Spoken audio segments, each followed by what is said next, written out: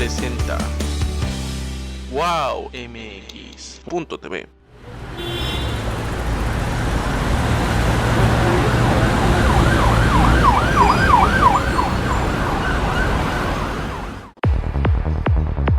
Si yo fuera servidor público.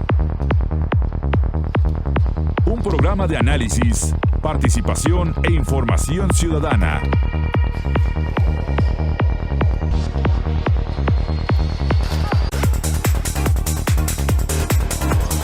Si yo fuera servidor público.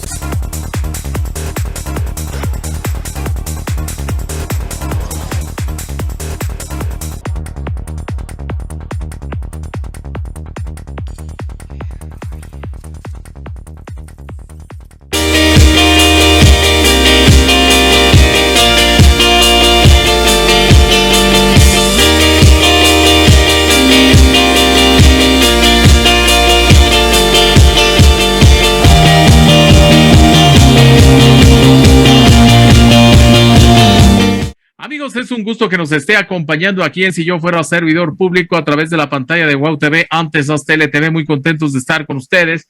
Esta semana vamos a darle seguimiento a un tema que hemos venido platicando en semanas anteriores acerca de lo que va a ser el futuro del Partido Revolucionario Institucional, un partido que después del 6 de junio, créame que le fue bastante mal en las elecciones, lo hemos platicado con analistas, lo hemos platicado con militantes. Pero bueno, yo creo que el único que no se dio cuenta de que tuvo un mal resultado, pues fue Alejandro Moreno, actual presidente del PRI nacional. Así que sobre ese tema y todo lo que usted ya sabe, vamos a platicar aquí con Nayeli Gutiérrez, que ya la tengo en pantalla. Nayeli, es un gusto como siempre saludarte. Qué gusto, Miguel. La verdad es que es un placer platicar contigo y agradezco mucho el que nos des esta oportunidad y este espacio. Feliz de estar con tu auditorio. No, muchísimas gracias, Nayeli. Bueno, pues vamos a comenzar, digamos que nosotros nos habíamos quedado, por supuesto que le hemos dado seguimiento a todo lo que han realizado, pero sí nos gustaría que nos compartieras. A ver, nos vimos en pantalla cuando todavía estaban frente a la sede del Comité Ejecutivo Nacional del PRI, y bueno, ya después salieron, o sea, hubo más, las amenazas fueron muchísimo más fuertes, hubo balazos, hubo de todo. Cuéntanos cómo van las cosas. Miguel, pues como bien sabes, cuando estuvimos allí en la manifestación pacífica a las afueras del partido, pues se fue alimentando cada vez más el movimiento de diferentes miembros de los estados y decidimos retirarlo primero para dar una muestra de que nosotros estábamos en la posibilidad de diálogo, porque decían que éramos nosotros los que no queríamos platicar con la dirigencia nacional, y esa fue la muestra que nosotros dimos de dar esa posibilidad de diálogo ante lo que ellos estaban solicitando, de que para que hubiese el diálogo y llegáramos ya a pasar a una nueva etapa del partido, tendríamos que retirar el plantón. Por eso lo retiramos, y el otro fenómeno que lo hizo que lo hiciéramos de manera tan repentina es porque ingresaron al partido con armas largas. Se metieron por una de las puertas, la puerta 6, y para mí era todo un riesgo tener obviamente a la militancia ahí, porque como sabes el partido tiene rejas y yo sí presumí que en cualquier momento ellos podían aducir que nos habíamos querido meter y le habían tenido que disparar a alguien. Es una responsabilidad muy grande. En primera instancia pedí que se fueran todas las mujeres, y ya después con 7 de los líderes que estaban ahí tomamos la decisión de que había que quitar el plantón. Y en esos términos nos retiramos. Obviamente el movimiento no ha cesado. A partir de ese momento empezamos a viajar a los estados. Yo solamente ahorita me faltan 6 estados por recorrer y ya habré concluido todo el país. Y por lo menos en 12 hay un movimiento muy fuerte, un movimiento ya consolidado. Y en los demás tenemos adeptos, pero existe también el temor y el miedo. ¿Por qué? Porque en lugares como Guanajuato ya amenazaron a los que están dirigiendo el movimiento con expulsarlos. Y así también lo han hecho en Michoacán, en varios estados los han querido amedrentar diciéndoles que los van a expulsar, y por eso yo decidí ya no hacer público quiénes nos estaban apoyando, y lo acabamos de ver hace unos días. A Marisela, que es una priista de toda la vida, la acaban de expulsar del PRI en Morelos. Entonces, las represalias que está tomando partido contra Alejandro Moreno, contra la militancia, son muy graves y fuertes, y por eso nos hemos mantenido muy cuidadosos y estratégicos. Sin embargo, el movimiento sigue creciendo cada día más, con más voces, y como sabes, también hay algunas otras expresiones que se han sumado de diferente forma y diferentes mecanismos, algunos mandando escritos, haciendo conferencias de prensa, teniendo reuniones con la dirigencia, pero donde sí coincidimos todos estos grupos el mismo de Ulises, el de Alfaro, el de Fernando Lerdo de Tejada, el que trae Martel, en fin, los diferentes grupos. En lo que sí coincidimos es que es necesaria la asamblea, la 23ª Asamblea Nacional, es indispensable que se lleve a cabo antes de que acabe el año. El ideal hubiera sido empezar los trabajos antes de octubre, que es cuando empieza el año electoral. Sí. Y no como lo dice Alejandro. Alejandro está proponiendo que sea hasta febrero. En febrero ya no hay razón de ser de la asamblea. ¿Por qué? Porque ya estamos en un proceso electoral muy complicado, donde se van a disputar 6 gobernaturas, de las cuales el PRI gobierna 2. Sabemos que Oaxaca va a ser muy difícil que se retenga, vemos un gobierno muy entregado, y en el caso de Hidalgo, si Alejandro Moreno quiere imponer a Carolina Villano, vamos a perder, porque Carolina está muy confrontada con todos los grupos de Hidalgo. Si permiten que el gobernador y los diferentes candidatos más ciudadanos estén a la cabeza de esa gobernatura, seguramente vamos a ganar, pero nuevamente la decisión interna va a trascender al resultado de la elección, que fue lo mismo que le pasó a Alejandro Moreno el 6 de junio. Él, por tratar de tener más centralizado el poder del partido, lo que hizo fue modificar los estatutos. En esta modificación de estatutos que yo y otros compañeros del PRI impugnamos, fue de manera ilegal. Primero porque lo hizo a través de un consejo político que no estaba ratificado, lo hizo a través de Zoom, quienes éramos consejeros no tuvimos ni voz ni voto, y la votación no corresponde a lo que ellos dijeron. Yo que estuve en la sesión, no corresponde a las personas que estaban conectadas a las que después reportaron. Entonces, una modificación de estatutos de esa envergadura requería una mayoría calificada que no hubo. Y en esa reforma de estatutos, él se pone como el mandamás, el autoritario presidente del partido, donde todas las candidaturas tenían que llevar su aval, y lo mismo las dirigencias tanto de los sectores como de los comités directivos estatales. Y por eso es que sabemos que Alejandro Moreno, y ustedes lo han visto, tiene 200 priistas incondicionales, que son los titulares de los sectores, que es todo su comité nacional, y que son los presidentes estatales. ¿Y por qué son incondicionales? Pues primero porque los puso ahí. Segunda, porque los hizo diputados plurinominales. Todo el comité ejecutivo nacional, incluidos los sectores, son en este momento diputados federales electos vía plurinominal. Y en el caso de los estados, el 70% de los estados, presidente y secretario general iban en la posición 1 y 2 de las diputaciones plurinominales. Esa es la dimensión del partido, un partido pírrico, un partido no representativo, y que ese es el problema por el que perdimos, porque Alejandro impuso a los candidatos, no haciendo una evaluación, no haciendo encuestas, no conociendo el territorio, porque no tuvo la amabilidad de conocer a todos los comités directivos estatales, e impuso a los amigos, a los cercanos, a los incondicionales, en lugar de poner a los líderes reales. Y hay municipios, por ejemplo, ahorita me vienen a la memoria algunos de Michoacán, donde nos ganan priistas cuando no los dejan ser candidatos, pero además les quitan la candidatura de una manera impositiva, no a través de un método democrático, los tratan muy mal y terminan siendo candidatos de otro partido y nos ganan. Y de Hanron en Baja California Sur. Alejandro Moreno le estuvo prometiendo que él iba a ser el candidato. Sin embargo, Alejandro entrega la negociación de la alianza porque le dieran la gobernatura a su sobrino. El candidato real era panista y fue quien fue por MC. Sin embargo, él estaba empecinado en que fuera su sobrino y seguir manteniendo ese poder, que negocia todo lo demás a favor del PAN. Y por eso es que Hanron González no fue candidato, y lo vimos. Él, ¿cuántos votos obtuvo con un partido pequeño? O sea, el porcentaje que hubiese aportado al partido más el partido y la alianza, hubiésemos ganado esa gobernatura. Y sin embargo, el PAN, te digo que condicionó todo cuando el PRI tenía más gobernaturas, más votos, más todo, que era el partido que tenía que haber negociado a su favor la alianza. Y el PAN, donde no quiso ir con nosotros, no fue, ¿no? Querétaro, Yucatán, ahí tenemos los ejemplos de 4 estados donde no quiso ir con el PRI, y que a los candidatos priistas, como el caso de Yucatán, sí les afectó, porque hay lugares donde han sido el PRI y el PAN antagónicos de toda la vida, como Yucatán. Entonces teníamos candidatos como el senador Marín, extraordinarios, que era el único que había ganado en la elección pasada, que perdió por esta mala imagen, porque el gobernador a veces utilizaba el mote de que íbamos en alianza y a veces no. Y eso sí afectó a nuestros 4 priistas en algunos estados. Esa es la relatoría de por qué perdimos y por qué Alejandro Moreno sí es el único responsable. Hace unos días se atrevió a decir que era la militancia la que tenía que haber trabajado y era la responsabilidad de la militancia. Y mis semanas anteriores había dicho que era culpa de los gobernadores. Aquí es muy claro. El único culpable de esta derrota es Alejandro Moreno por haber impuesto candidatos y porque sí todas las candidaturas dependieron de él y él puso candados para que no pudieran participar los priistas de a de veras. Y ese es el resultado de que tengamos el 6 de junio la peor derrota del partido. ¿Derrota por qué?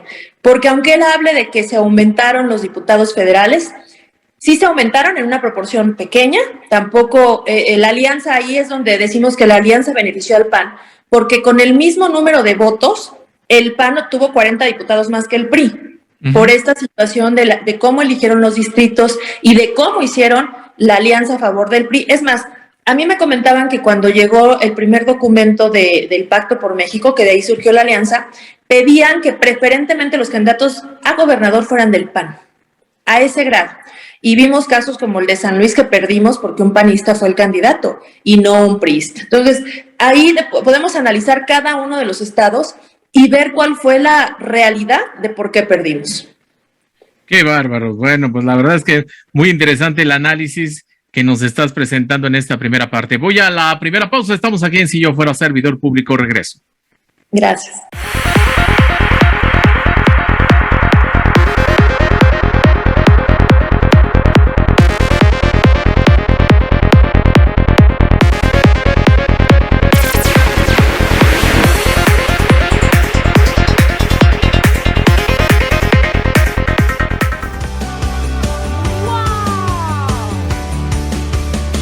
Wow MX.tv.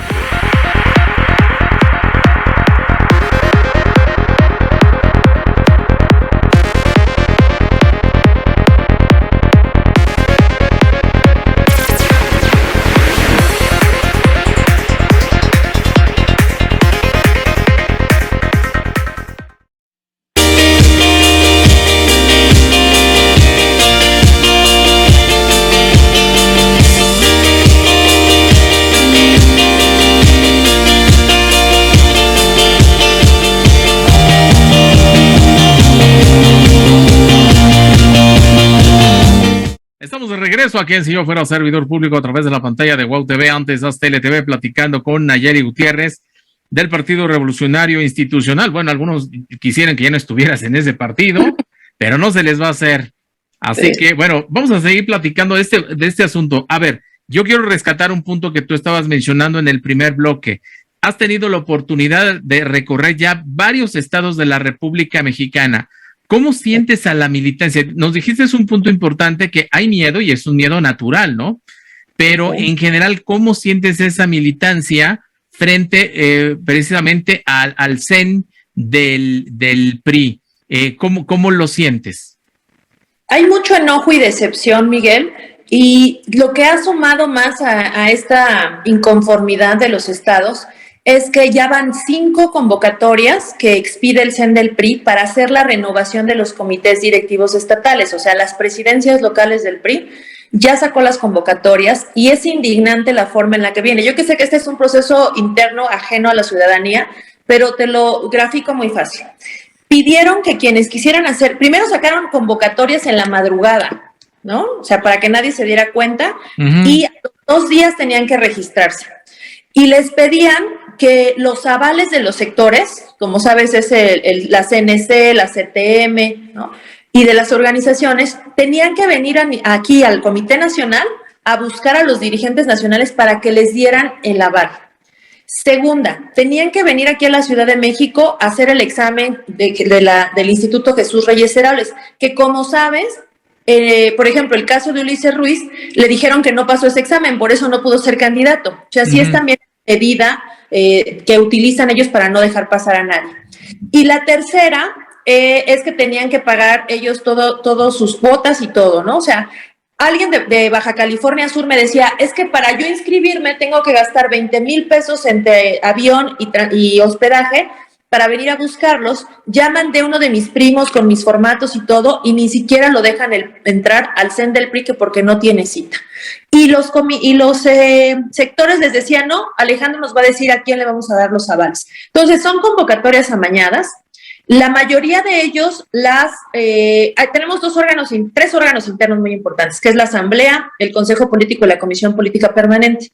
En el caso de las renovaciones estatales, tiene que ser el Consejo Político quien determine el método de elección. En todas, salvo Puebla, en todas las demás lo decidió la Comisión Política Permanente, que no tiene facultades. Segunda, el método de elección fue asamblea de delegados.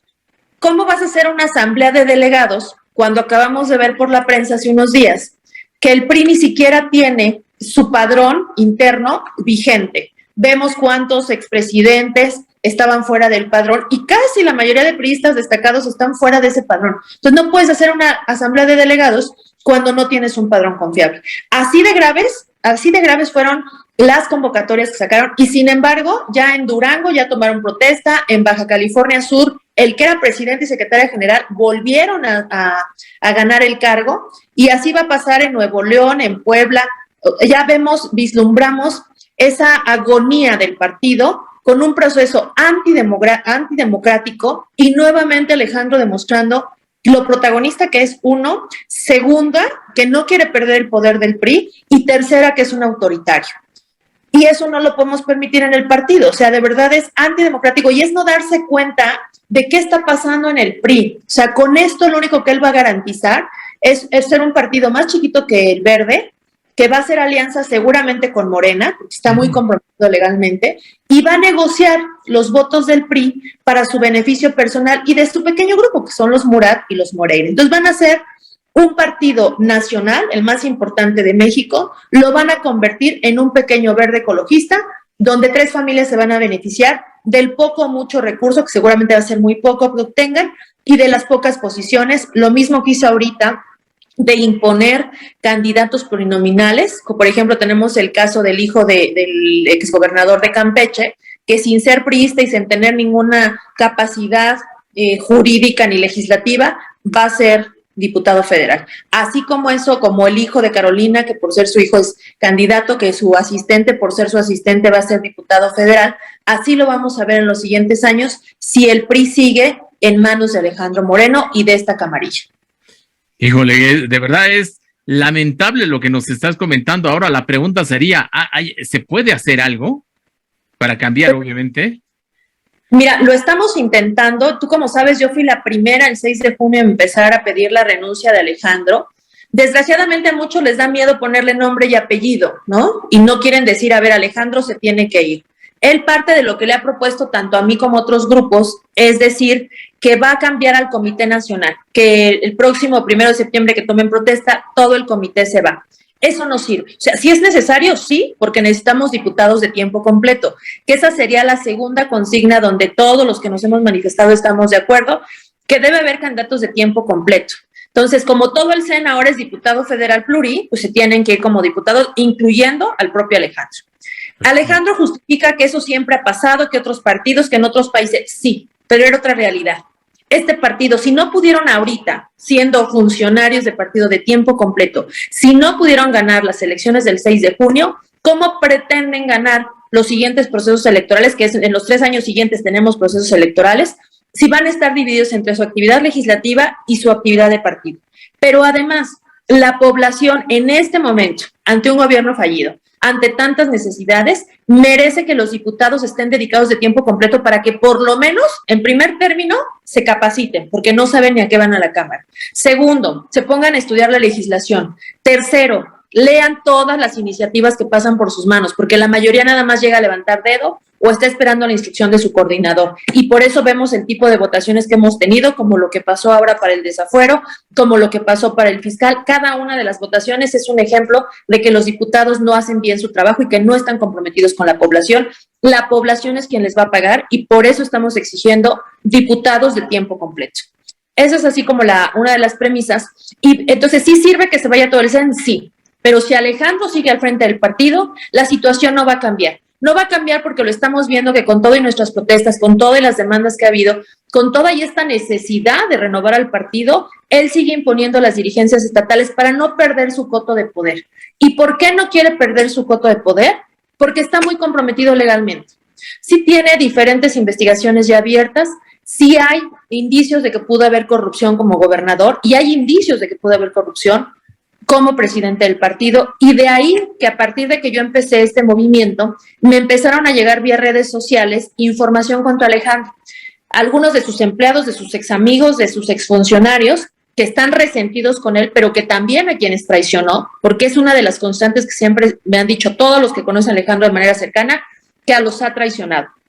Y entonces me empiezan a llegar de información muy valiosa, y es por eso que yo decido acudir a la UIF, y voy a acudir a la función pública para hacerles llegar todas estas pruebas y que ellos hagan las investigaciones correspondientes, porque no podemos seguir permitiendo en el PRI cargar con las siglas de corrupción. Y desgraciadamente hay que predicarlo con el ejemplo. Por muchos años hemos cargado con esas siglas de corrupción por no habernos deshecho de esos priistas que actuaron de manera incorrecta. En el caso de que los gobernadores, por ejemplo, que ya tienen procesos penales abiertos, hay que pedir su expulsión. O sea, no pueden seguir siendo parte del partido si abusaron, primero del PRI y segundo de la población, en no haber cumplido con su función pública y con lo que se juraron ante la Constitución y sus congresos. Segundo, en el caso de quienes hay señalamientos reiterados de corrupción, pedir que se suspendan sus derechos hasta que no demuestren que no están involucrados en temas de corrupción. Hablo de los casos más emblemáticos, Peña Nieto, Videgaray, y de ahí hay una lista enorme, incluido Alejandro Moreno. Porque el PRI no podemos seguir cargando con esa mala imagen. Y el partido nacional más importante de México sigue siendo el PRI, a pesar de Alejandro Moreno, y por eso hay que pedir la renuncia de Alejandro Moreno, y por eso voy a seguir luchando porque Alejandro Moreno renuncie y permita que el PRI se convierta en la oposición que México requiere. Requerimos una oposición demandante, una oposición que acompañe a la ciudadanía en sus necesidades, en sus causas, en su día a día, porque en este momento no hay una sola voz del PRI que tú veas que está acompañando a la sociedad ante todas las injusticias que están pasando en el país. Y desgraciadamente la población ya lo demostró, creyó en esta alianza que pudiera ser fallida gracias a Alejandro Moreno en la Cámara, pero ya demostró que no hay nadie en el centro izquierda o en el centro donde puedan votar. Los partidos pequeños, se demostró que la población no está confiando en ellos, lo que quiere son en los partidos que ya tradicionalmente han tenido, y el PRI es un partido que sabía gobernar. Hay priistas muy destacados que no tienen temas de corrupción, que son personas preparadas, cultas, que saben gobernar y que han mostrado su eficacia, y que el gobierno del PRI, los gobiernos del PRI, la mayoría de ellos demostró su gran eficacia, y de ahí todas las instituciones. Y de ahí el propio ejemplo del metro, que yo creo que es el más claro.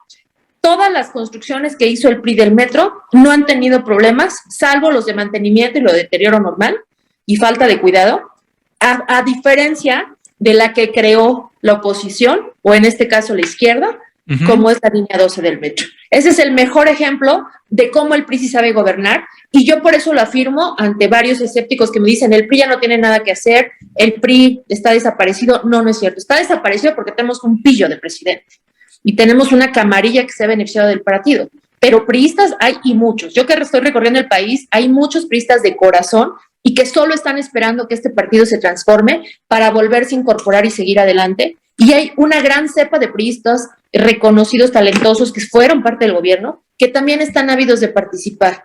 Y mucha de la población que vivió esos, o que ha podido comparar estos tres tipos de gobierno, ¿no? Ya tenemos tres, derecha, izquierda, y nosotros quedamos en la izquierda, ha confirmado que quienes sabemos gobernar somos el PRI, y por eso somos la opción necesaria para la viabilidad de este país. Muy bien. Perfecto. Voy a la siguiente pausa. Estamos aquí en Si Yo Fuera Servidor Público. Regreso.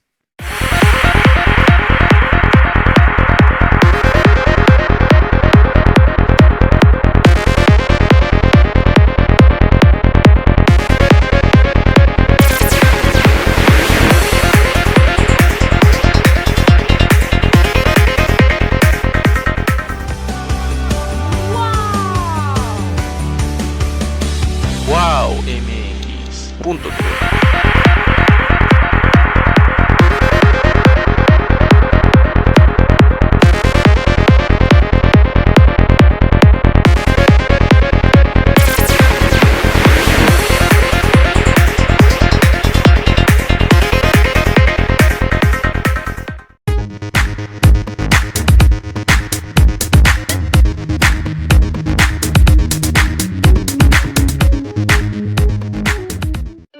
¿regresar a clases presenciales o no regresar a clases presenciales? Esa es la cuestión. ¿Nos vamos a dejar llevar por el llueve, truene o relampaguee que sonó hace unas pocas semanas? ¿O nos vamos a encerrar nuevamente en nuestras casas a cal y canto a esperar que todo esto pase? No podemos dar una respuesta generalizada. No puede ser lo mismo para todas las ciudades, pueblos y comunidades de la República Mexicana. Estoy convencida de que hay lugares donde los pros superan a los contras y en cambio otros sitios donde es totalmente impensable porque no existen las condiciones apropiadas para el regreso presencial a clases. No podemos marcar una línea y esperar que todos se adapten a ella, porque estaríamos despegándonos de la realidad. Cada comunidad educativa, cada ciudad, cada una de las regiones del país debe de marcar los lineamientos conforme a la realidad que se presente en esos casos.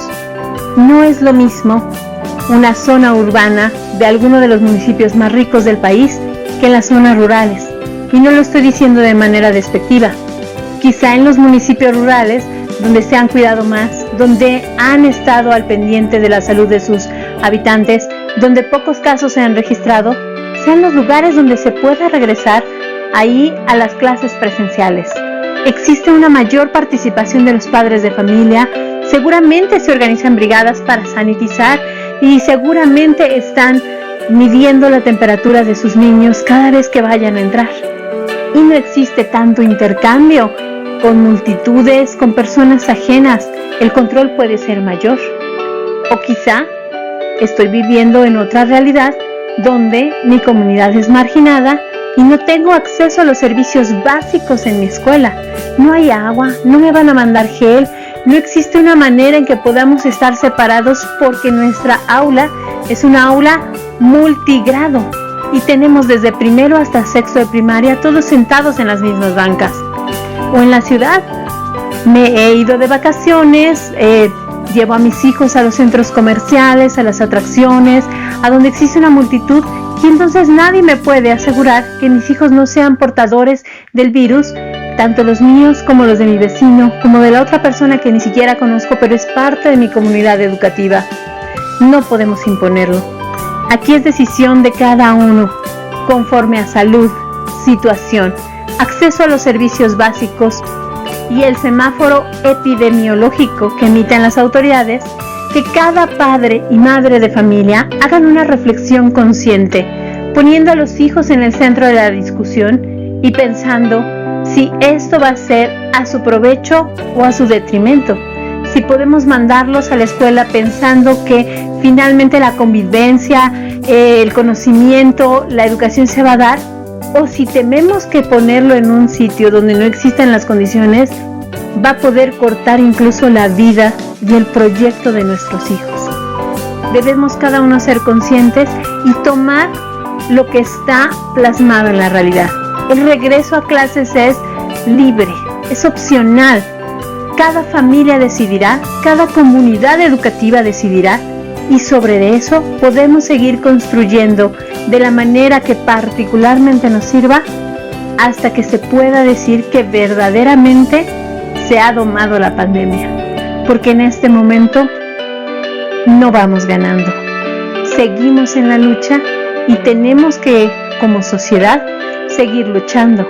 Algunos trabajando, volviendo a construir, saliendo adelante y otros más esperando a que nos toque el turno de vacunación, el turno de ponernos a salvo y entonces integrarnos. Yo lo veo de las dos realidades, como madre de familia y como maestra. Y creo que no podemos imponerle, de momento, nada a nadie. La vida y la salud es primero. Y nos debemos a nuestros hijos y a nuestros alumnos. Porque no estamos solos. Todos somos parte de una comunidad. Y si vamos a vencer esto, será unidos.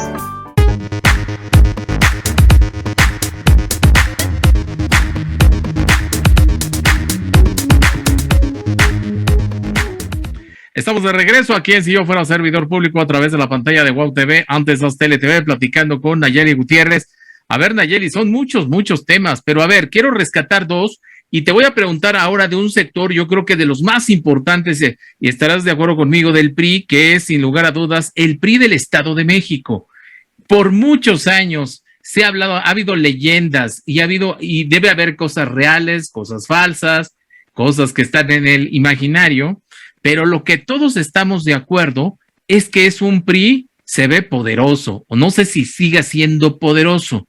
¿Qué te dice el priismo del Estado de México? Porque no, o sea, me resisto a creer que se rindan, que bajen los brazos y que no hagan absolutamente nada, y sobre todo que no se den cuenta lo que está pasando con el actual dirigente.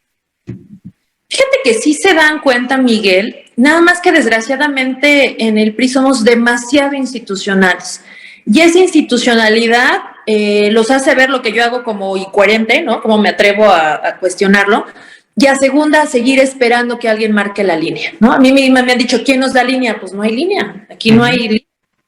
Entonces, es lo que pasó en el Estado de México. Yo sé por varias fuentes, me parece que confiables, que el gobernador, por ejemplo, en la elección del 6 de junio no quería ir en alianza. Sin embargo, Alejandro Moreno fue quien firma la alianza y decide que vaya al Estado de México. Efectivamente fue una alianza que en el Estado de México resultó muy bien. Y el partido también creció en el Estado de México porque si tú recuerdas la elección anterior nos ha ido muy mal, se habían perdido casi todos los municipios. Sí, claro. Se recuperaron muchos municipios, se recuperó la votación, se recuperaron distritos. Sin embargo, ¿qué pasa en el post electoral del 6 de junio? El PAN aduce que ellos fueron los ganadores y que ellos tienen el corredor azul y el número de votos y de municipios, ellos tienen a los más importantes. Y por eso la candidatura, si van en coalición, debe ser de ellos. Y por el otro lado tenemos al propio gobernador y a los priistas que pues también aducen que ellos fueron los que ganaron. Esta situación no ha sido aclarada todavía y si tú ves tampoco hay una gran cercanía con Alejandro. Es más, antes de la elección se habían reunido en el Estado de México varios políticos de abolengo, como le decimos ahora, para esbozar esta inconformidad contra lo que estaba haciendo Alejandro porque a nadie les permitió participar, o sea, todas las candidaturas las impuso él. Y en el caso de los diputados plurinominales que van del Estado de México, quienes saben de estos temas de fondo, comentan que no son cercanos al gobernador, sino a Alejandro Moreno. Sin embargo, fue los que pudieron aceptar en la negociación entre ambos. Entonces, ha dejado hasta el Estado de México sin posiciones relevantes y muy disminuido en la toma de decisiones al interior del PRI. Yo creo que sí se dan cuenta, pero te digo, la institucionalidad nos lleva a veces a no inconformarnos. Y te voy a poner un ejemplo. Cuando hizo Alejandro Moreno ahí en Coajimalpa, ¿recuerdas? Donde fue nuestra expulsión y, en fin, reunió a todo el mundo para pedir nuestra expulsión. Bueno, no habían llenado la capacidad de lo que habían solicitado, porque habían invitado comités directivos estatales, diputados, expresidentes, y la verdad es que muchos desdeñaron esa invitación. Tuvieron que llegar los diputados locales del Estado de México para llenar el lugar. Y fue de último momento a solicitud de Rubén Moreira, porque no quisieron hablar con Alejandro Moreno. Entonces, si hay una crisis, sí, y yo creo que esto se va a ir aseverando un poco más. Primero, en el tema ahorita de las coordinaciones, porque nombra de coordinador de diputados a Moreira. Sí. Uno de los vicecoordinadores va a ser Mansur se llama, Mariano, que es hijo del exgobernador Tlaxcala, a quien quiere dejar en la Ciudad de México, muy cercano a Alejandro Moreno, que era el delegado de la Ciudad de México, y lo quiere plantar aquí porque en Tlaxcala no lo quieren. Y está dejando también fuera a la gente del Estado de México. Y para la siguiente elección, tenemos 2 años para el Estado de México, no va a estar fácil, primero, saber si va a haber coalición. Tengo entendido que el gobernador no quiere coalición. Segundo, si hay coalición, el PAN quiere llevar mano, y en estos momentos me parece que el PAN llevaría mano. Entonces, no va a ser un proceso fácil, y eso te habla del grado de desgaste que tiene al interior del partido estas imposiciones personales, lejos de pensar en el PRI. De acuerdo. Oye, a ver, hablando de otro tema y que también ya habías platicado, una parte importante acerca de, bueno, habías dicho del asunto de la UIF, ya recurriste a la UIF, ya entregaste alguna documentación, eso sería por una parte, y por otra, tú presentas una denuncia también. Me gustaría que nos platicaras primero la parte de la UIF y después, si nos da tiempo, en este bloque, platicar la parte de la demanda. Mira, lo que pedía la UIF es que se pronunciara sobre la posible comisión de presuntos delitos de carácter financiero, como es la evasión fiscal, el daño patrimonial en perjuicio del erario público, el lavado de dinero y el enriquecimiento ilícito. De acuerdo a las pruebas que a mí me han enviado, aproximadamente entregamos 40 documentos, algunos más alarmantes que otros, pero en estos documentos se pueden pensar que se pudieron haber incurrido en esos delitos. Por eso le pedimos a la UIF que hiciera la investigación. Vamos a ir también a la función pública, yo creo que eso será a finales de esta semana o principios de la otra, para también pedir su intervención. ¿Por qué? Yo te lo digo en caso particular, Nayeli Gutiérrez no puede ser omisa y ser partícipe de actos de corrupción. Y si las personas que tuvieron la gentileza y la confianza de hacerme llegar toda esta información, tampoco puedo traicionar su confianza y no entregarla. O sea, sí es una cuestión cívica para mí el hacer y dar a conocer posibles irregularidades que se dieron. Y ya será la autoridad quien lo determine. Y si hay casos graves como empresas fantasma, ya vienen ahí con mucha información alrededor de que se hizo, personajes que pudieron ser quienes se encargaban de lavar el dinero de Alejandro Moreno y otras muchas que son coloquiales, ¿no? Como le decían el senador nadador, que dicen que alguna vez el narcotráfico cuando era senador lo dejó a mitad del océano y se tuvo que regresar nadando. En fin, o sea, también hay cosas que me han contado historias muy simpáticas de lo que pudo haber estado pasando en Campeche, pero sí era mi responsabilidad entregarlo a las autoridades competentes. Ya te digo, a la función pública vamos a ir, ya fuimos a la UIF y a la Contraloría Interna, en fin. O sea, enviaré la información a las autoridades que puedan ser competentes para que conozcan de ella y se pronuncien al respecto. Y en el caso de que sí existan esos actos de corrupción, pues sí estamos pidiendo que se rijan conforme a derecho y hagan valer, ¿no? Como autoridades, el que les asiste esta situación jurídica para poner a cada quien en su sitio. ¿Cuánto tiempo tiene que pasar para recibir alguna respuesta? Yo sé que no hay tiempos así específicos, pero algún estimado que tú tengas, alguna señal, algo. No hay tiempos, pero yo a partir de la otra semana, a partir de esta semana ya lo empezamos a hacer, pero realmente nada más lo hicimos como de conocimiento, que queremos reunirnos con el titular de la UIF y lo mismo vamos a hacer con los otros órganos, ¿no? Para que nos den a conocer cuál es el avance de esta investigación. O sea, sí vamos a estar al pendiente de esta situación también. Y nos siguen llegando pruebas. Yo, por ejemplo, ayer recibí también un expediente interesante de alguien más que se presume que es quien manejaba la caja chica de Alejandro Moreno, y ya con datos y algunas cifras, en fin. Entonces sí será parte de lo que yo les voy a ir entregando, ¿no? Voy a mandar anexos a esta investigación, porque en Campeche se habla de más de 94 millones, lo que podría ser el desfalco, y también en el caso del PRI, pues nos han llegado indicios de que a los candidatos no se les dio dinero, a los RGs no se les pagó, o sea, la estructura electoral no la pagaron, y la pregunta es dónde quedaron esos 80 millones de pesos que tenía asignado el PRI, porque no hay la justificación de este recurso de acuerdo a lo que nos han filtrado de información del propio partido. Entonces estamos pidiendo que en las dos vías se investigue, porque es parte del erario público. De acuerdo. Voy a la última pausa. Estamos aquí en Si Yo Fuera Servidor Público. Regreso.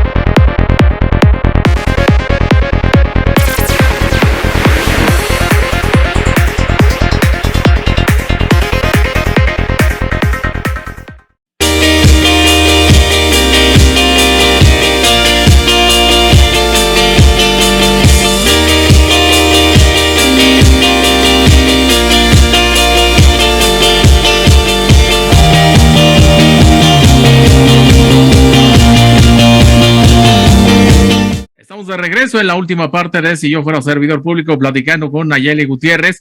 En esta última parte, a ver, Nayeli, vamos a platicar un tema delicado, un tema que tiene que ver con tu persona, porque, bueno, ha sido un trabajo titánico el que has realizado. Yo te decía antes de entrar al aire que te has ganado a pulso, mediáticamente hablando, te has ganado muchas portadas de 8 columnas, pero no es fácil hacerlo. Y desde el lado periodístico, bueno, ¿qué es lo que buscamos en los medios? Bueno, primero alguien, voy a decir una obviedad, alguien que sea mediático, es decir, alguien que sea conocido. Lo que te sucedió a ti realmente en este tiempo, te volviste mediática, diste nota, es decir, diste información muy importante, pero información inclusive que lo que has demostrado es de que ha sido información inclusive que ha rebasado al CEN del PRI, y eso es lo que ha llamado mucho la atención en medios. ¿Por qué lo estoy mencionando? Porque resulta que ha recibido también muchas amenazas, y esas amenazas obviamente me parece que es lo que te lleva a levantar algunas denuncias, y quisiera que nos platicaras un poco de eso. Gracias, Miguel. Gracias por tus comentarios, Miguel. Eres muy generoso. Miguel, pues mira, sí ya han sucedido amenazas. La verdad es que cada vez van subiendo de nivel. Primero empezaron por redes sociales y por WhatsApp, ¿no? El propio dirigente de los jóvenes me dijo que me iba a topar con pared y los jóvenes me iban a poner en mi lugar. Ahí estaban todavía leves. El tema es que el primer día que yo voy a manifestarme en las afueras del PRI, el 9 de junio, que voy con 200 compañeros de la Ciudad de México y hacemos la primera conferencia de prensa, TV Azteca me pide que nos esperemos un poco. Accedo, y en lo que yo estaba esperando estaba platicando con los diferentes dirigentes que habían acudido a la convocatoria. Llega, se para una persona atrás de mí y me dice, ¿qué pasaría si esto fuera una pistola? Por supuesto que me quedé fría. Yo iba a voltear y me dijo, no te muevas. Lo único que alcancé a ver que era traía tenis negros, no vi nada más, solo volteé hacia el piso, y ya después de un momento que me volteé, pues ya no había nadie. Traté de con los compañeros que estaban ahí a recabar las fotos y todo. Desgraciadamente no tenemos ningún tipo de información. Ese día al siguiente día decido presentar la denuncia por amenazas, que esta denuncia está presentada ante un ministerio público y está siguiendo su curso. Y lo que he realizado es ir integrando las diferentes amenazas, porque a los días de eso me empiezan a llamar llamadas a mi celular, pero cientos de llamadas. O sea, tengo sábanas y sábanas de llamadas perdidas que ni siquiera se registraban que entraran. Cuando yo trataba de regresar la llamada, me decían que ese número no existía. Eso me estuvo pasando como 3 días previos a que un día que sí contesté, me amenazaran, y ahí tengo la grabación. Afortunadamente estaba alguien cercano a mí, entonces en ese momento le quité su celular y puse a grabar. Y me dicen, ¿no? Que si no le paro lo del partido, van a mandar, o sea, me dice, te va a llevar tu puta madre, alguna cosa. O sea, ya con groserías, pero ya amenazando mi vida. Y a partir de ahí empiezan en redes sociales los famosos bots. Tenemos identificados bots de Campeche y la clase política de la Ciudad de México, ¿no? La gente de Cuauhtémoc Gutiérrez empiezan a amenazarme y empiezan a decirme cosas terribles, ¿no? De puta para abajo. De ahí no me bajaban. Y después hay una persona que empieza a publicar en todas mis redes y empieza a amenazarme, empieza a decirme que me vaya a la cocina, empieza a decir de mi cuerpo grotescamente, hasta que un día a decirme que puede ser que me dé una bala perdida. Es más, yo me enteré ese día por amigos que me empezaron a hablar. Me dijiste, ¿ya viste lo que publicaron en tus redes? Desbloquéalo. Resulta que el perfil de este amigo está con armas largas, en fin, o sea, se ve que es todo un personaje. Y entonces ya también todo eso lo he integrado a la indagatoria de la denuncia en materia penal por amenazas. Y en el tema de violencia política de género, que fue la que presenté el día viernes, he integrado 2. Una, la presenté ante la FEPADE, para que tuviera del conocimiento por el tema electoral. ¿Por qué? Porque yo quería ser diputada plurinominal. Alejandro Moreno no me dio la posibilidad de serlo, pero ni siquiera de manifestarme, y al grado de no contestar ni mi oficio. Y la segunda la acabo de presentar por violencia política en razón de género. Presenté una denuncia penal por violencia política en razón de género. ¿Por qué penal? Porque están integrados todas estas situaciones de amenaza y de menoscabo hacia mi persona. Y el día que ellos hacen su zafarrancho allá a las afueras del partido, me empiezan a culpar a mí. Si tú te acuerdas, salieron 6 videos de cercanas a Cuauhtémoc Gutiérrez y todas hablando terriblemente de mí, ¿no? Diciendo que yo tenía el grupo armado, diciendo que yo había mandado balear, que yo traía armas. Y eso es violencia política en razón de género, porque organizó a dirigentes y funcionarios del partido para que provocaran públicamente estereotipos en razón de género contra mi persona. Es más, sacaron un desplegado de 10 puntos donde el primero era que yo era tratante de blancas. Desgraciadamente se nota la ignorancia porque es trata de personas y yo soy activista contra la trata de personas. Sí, por supuesto. Sí, y el segundo decía que el narco, que estaba yo en el narco, después que Bejarano y su esposa me financiaban, así, un horror. 10 puntos y un video donde dicen que yo era de Morena. Y Alejandro Moreno tontamente, ¿no? Tontamente, porque ni siquiera mide las consecuencias, lo dice públicamente en un video, diciendo que difundan lo que está pasando conmigo, que difundan que no soy priista y difundan ese decálogo. O sea, ahí asumen la culpa y además yo sé por varias personas que estuvieron en la reunión. Ese mismo día se reunió en la mañana pidiéndoles que hagan ese video y pidiéndole a todo el mundo que lo difunda. Entonces, a las 12 del día yo ya estaba vapuleada en medios de comunicación, en chats y en todos, por esta circunstancia que generó en mi contra. Entonces, han sido embestidas fuertes, no solo de una persona, de muchas personas en mi contra, y donde han menoscabado mi tema personal, mi tema de mi integridad y también de mi imagen pública. Y por supuesto no sigue a la política. Entonces, a raíz de eso es que yo presento la denuncia, y esto sí lo hago primero porque sé que le molestó mucho lo de la UIF. Entonces mi abogado me dijo, es necesario que la presentemos en materia penal, porque si estás en un riesgo, o sea, si estoy en un riesgo latente, sí, tengo que traer, tuve que cambiar mis hábitos, me tuve que cambiar de casa, porque tuvo la desvergüenza de mandarme a notificar en mi domicilio y después hacerlo público. Llevó cámaras y en los estrados del partido pegaron la fachada de mi casa con número y todo. O sea, a ese grado ha llegado Alejandro Moreno, y sí temo por mi vida, sí. Lo he dicho públicamente, que lo que me pase a mí o a mi familia es responsabilidad de Alejandro Moreno, porque han sido diferentes las amenazas. Sí me preocupa, y muchos de mis amigos cercanos me han dicho, ¿por qué sigues ahí si está tu vida en juego? Les digo, porque tengo que ser congruente. Si yo he invitado a mucha gente a pelear y a luchar sin miedo, lo tengo que hacer. Y tengo que abrir brecha para las mujeres que vienen al lado y atrás de mí, de que no nos puedan intimidar por amenazarnos, y de que tenemos la razón y tenemos la libertad de que nuestras ideas sean expresadas, tenemos que hacerlo. No podemos callarnos, y por eso es que sigo luchando, siempre pidiéndole a Dios que me cuide, que cuide a mi familia, porque tengo hijos y eso es lo que me preocupa, pero con mucha convicción de que estoy haciendo lo correcto. En México, el PRI es un referente para México, y el tema, aunque se vea minúsculo por ser del PRI, sí trasciende a México. En el momento en que los diputados del PRI voten en contra, o a favor de las reformas estructurales de Morena, en ese momento se acaba el país, porque van a terminar con la alianza, pero van a permitir que existe una dictadura en México. Por eso el tema es tan importante y trasciende al PRI, y por eso es mi amor a México, de no poder permitir que siga habiendo corrupción en un partido, y menos en México. Híjole, pues es muy, muy duro lo que nos estás compartiendo, Nayeli. En estos últimos minutos que nos quedan de programa, ¿qué esperarías que pase por la información que tienes, por todo lo que ha pasado? ¿Qué esperarías de que pasara de aquí a un par de meses? No me voy hasta diciembre, me voy hasta octubre. Pues mira, yo espero que la autoridad pueda hacer la investigación necesaria y resuelvan antes de que Alejandro tome protesta, porque una vez que tenga fuero, pues ya vimos lo que pasa con un Toledo, con un no. Es muy que tenga la cofradía y nunca les quiten el fuero, y entonces aunque le encuentren irregularidades, pues va a estar protegido con el fuero, que eso es lo que está buscando. Por eso él decidió quedarse como presidente y como diputado federal, y por eso buscó la plurinominal para el fuero, porque sí tiene verdaderamente cuestiones legales importantes en su contra. Entonces yo espero que la autoridad antes de ese momento resuelva. Y en el caso de la violencia política en razón de género, que sí es un tema que estamos litigando mis abogados y yo, Jorge Peñuñuri, que es un experto en este tema, Peñuñuri, perdóname, siempre lo pronuncio en Peñuñuri, que es un experto en el tema, me dice que este delito puede llegar hasta 7 años de cárcel, ya que lo inhabiliten para la función pública y de partido. Yo espero que esto trascienda, porque las mujeres en este momento sí somos vulnerables por nuestra propia condición de mujer, y porque somos mamás y porque tenemos familia, eso nos hace más vulnerables. Y no podemos, y yo tengo que ver también por las demás, o sea, porque sé que muchas en los estados, me han contado de Baja California, de Durango, de Zacatecas, de Puebla, de Tamaulipas, cómo las han lastimado y cómo las han sobajado por cuestiones políticas, y cómo las han amedrentado y no les han permitido seguir adelante.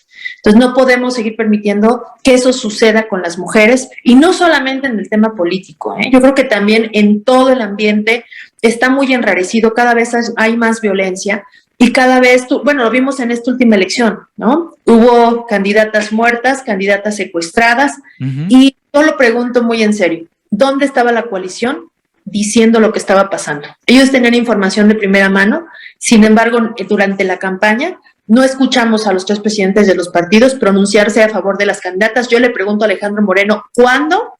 Durante la campaña, y si alguien lo tiene, que me lo envíe por favor la información, ¿cuándo fue con la candidata de Valle de Bravo a mostrarle su respaldo porque fue secuestrada y gracias a eso ya no pudo seguir haciendo campaña? Eso no puede. Sudi Kay, algo así, ¿no? Exactamente. Uh-huh. Entonces no lo hicieron, o sea, hay una omisión también de los partidos que no han buscado defender a las mujeres en sus derechos y en su integridad física e intelectual en todos sentidos. Muy bien. Bueno, pues Nayeli, muy agradecido contigo con esta entrevista, con estos minutos. La verdad es que tenemos muchísima información que compartir al auditorio y por supuesto, como siempre, estos micrófonos están abiertos para que en cualquier momento tú puedas expresarte el tiempo que sea necesario, los programas que sean necesarios, porque es un tema importante para México, es uno de los partidos referentes, no solamente estamos hablando de los principales de América Latina y por supuesto queremos darle seguimiento al tema. Muchísimas gracias. Al contrario, Miguel, muchas gracias a ti. Te mando un fuerte abrazo y gracias por tus micrófonos. Siempre atenta a tus programas y siempre felicitándote del gran trabajo social que haces. Muchas gracias, Miguel. Gracias a ti y gracias a todo este gran auditorio que nos acompañó en Si Yo Fuera Servidor Público. Quédese en la programación de la televisora. Nos vemos. Wow, MX.tv